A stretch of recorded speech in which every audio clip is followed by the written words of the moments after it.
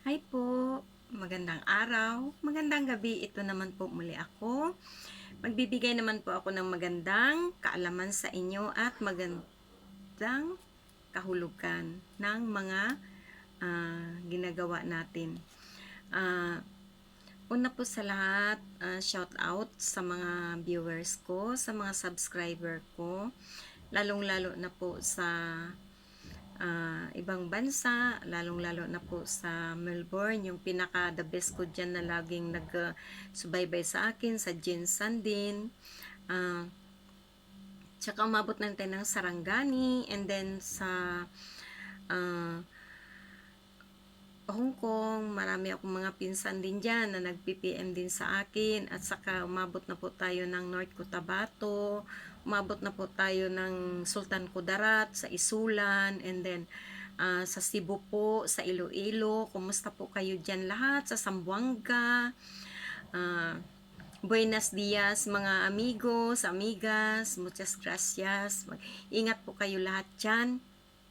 And then po sa kapatid ko po sa Manila, sa Laguna, I love you ate. And then sa pamangkin ko po sa Batangas, I love you bunso. And then pamangkin ko sa Kuwait, and then mga viewers ko po sa Riyadh, and then viewers ko din sa Bahrain, viewers ko sa Oman, at saka sa Qatar, sa Hong Kong, sa Singapore, sa Japan, mga insan, ingat kayo dyan, I love you all. And then sa Dallas, Texas, sa North Carolina, and then sa tita ko sa uh, Georgia, I love you. And then sa lahat-lahat na po,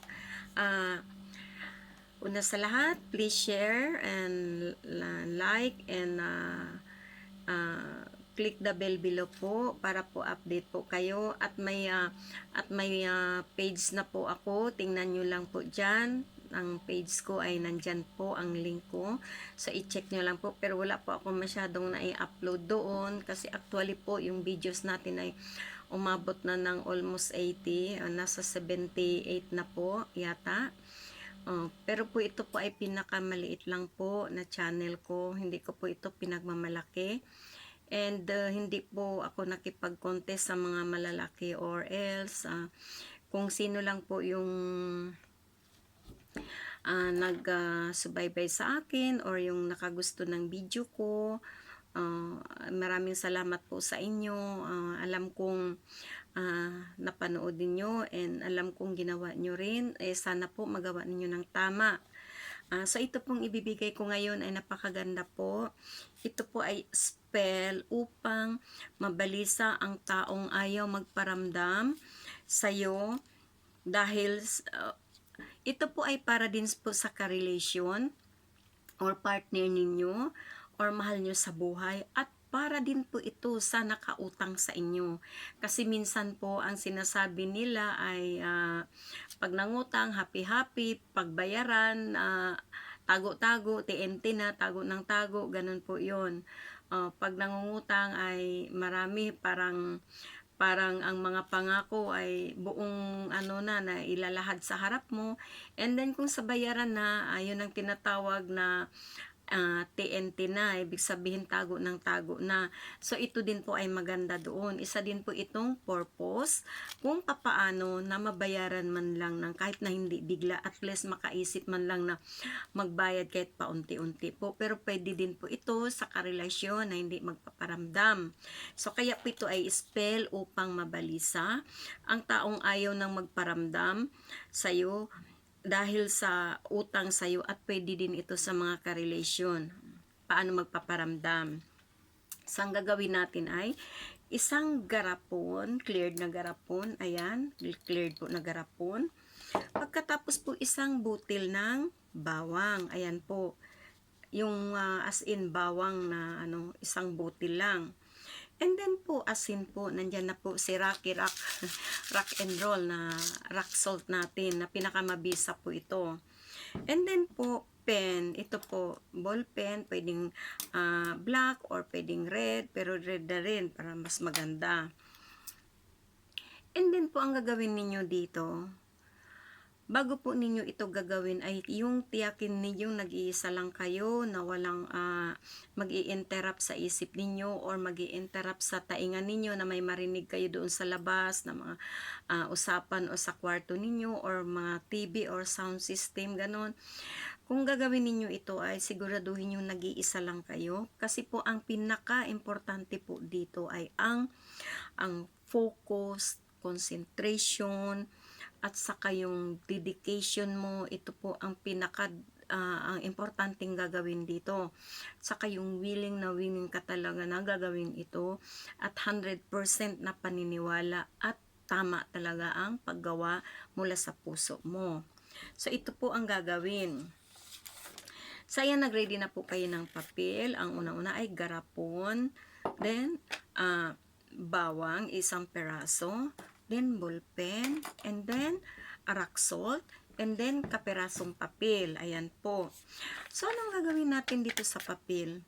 Isulat po dito, halimbawa, yung nakautang sa'yo, isulat mo yung pangalan, full name niya dito ng 7 times. Or else, kung ka-relation mo, mahal mo, partner mo, na hindi na nagpaparamdam, lumayo, ang ganon, isulat mo din ng 7 times ang kanyang pangalan. Ganon po yun. Kasi dalawa po ang purpose nito.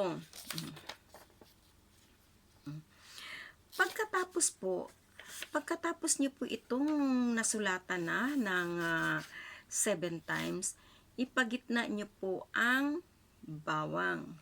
Ayan po. Pagkatapos po ng sa gitna, tupiin po ito paloob sa'yo ng kahit na ilang beses, basta lang po maanuhan ang kanyang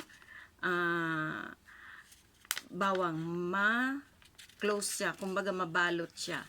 Pwede na po siyang ganun, tupi papunta sa'yo, pero yung bawang po, nasa gitna na po. Itupi isa, itupi ninyo ng ganun, itupi pa ng ganun, itupi pa ng ganun. Pagkatapos, ganyan, itupi nyo po siya ng ganun paloob sa inyo. And then, baliktaran po, itupi po nyo paloob sa inyo. Ayan po, ayan na po siya, ayan. Pagkatapos po nito, kung may garapon kayo, ayan, ilagay niyo po sa garapon. Ayan na po.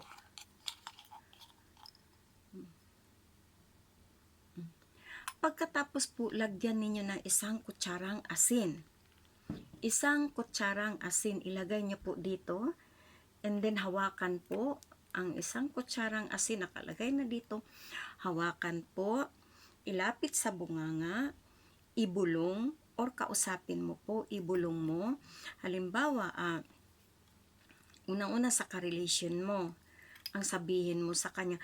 Pero ito, pag hiling mo ito, kailangan 7 beses kang maghiling, 7 beses din siya banggitin. Every banggit ng pangalan, hiling, banggit ng pangalan, hiling, banggit ng pangalan, hiling. For example, ganito ang hiling mo, ganon. Halimbawa, ang pangalan ng kapartner mo is Joel Cruz. So, ganito yon. Joel Cruz, ikaw ay mabalisa, magparamdam ka na sa akin at tumawag ka na. Ganun din. Joel Cruz, basta full name, Joel Cruz, ikaw ay mabalisa ka, magparamdam ka na sa akin at tumawag ka na. Joel Cruz, mabalisa ka, magparamdam ka sa akin at tumawag ka na. Joel Cruz, mabalisa ka, maramdam ka na sa akin at tumawag ka. Joel Cruz, mabalisa, hanggang 7 times. Bilangin nyo ng 7 times. Huwag lalagpas, huwag kulang, insaktong 7 times. Or, kung yung nakautang sa'yo, so example, ang pangalan niya ay Janet Flores. So, ibig sabihin, banggitin mo yung pangalan niya, Janet Flores, mabalisa ka, magparamdam ka na sa akin, at tumawag ka na, magbayad ka na sa utang mo, ganun. And uli, banggitin muli, Janet Cruz, ganon, mabalisa ka, magparamdam ka na sa akin, tumawag ka na, magbayad ka na sa utang mo sa akin. Balik uli, Janet Cruz, mabalisa ka, magparamdam ka na sa akin, tumawag ka na, magbayad ka na ng utang mo sa akin. Balik-balik po hanggang 7 beses po. Pagkatapos po nun, sa 7 beses po, Takpan ang garapon. Saan ang takip nito?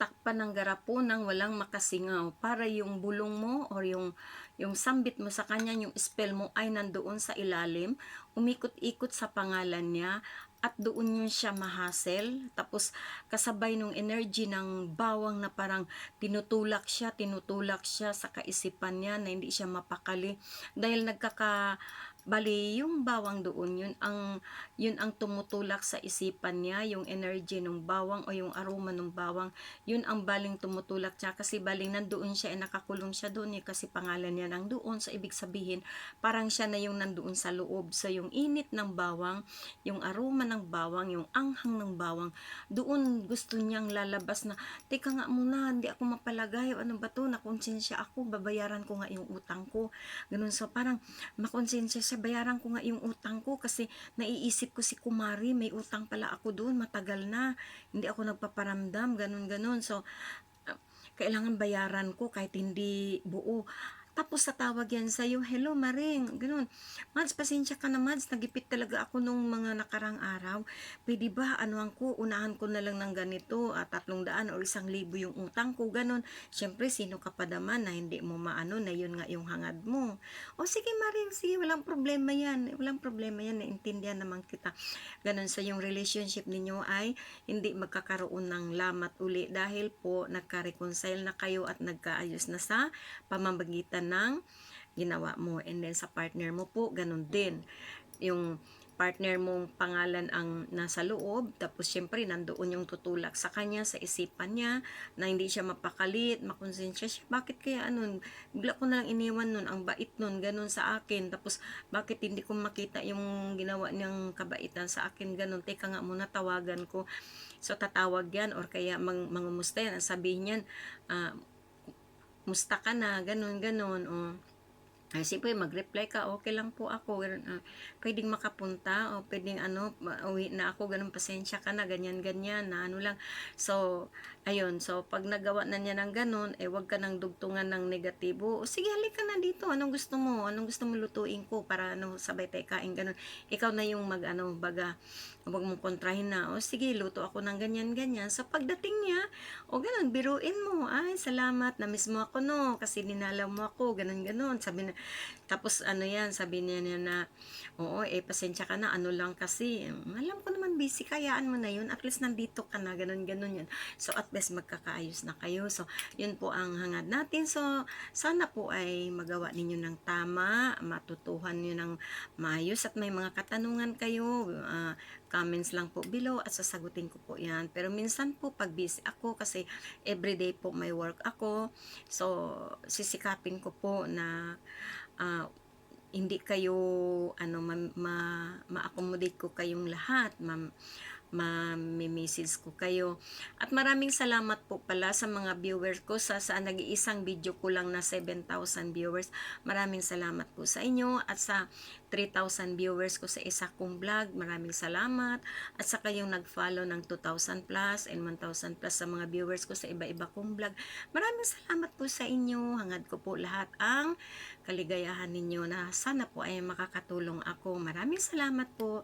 Love you all.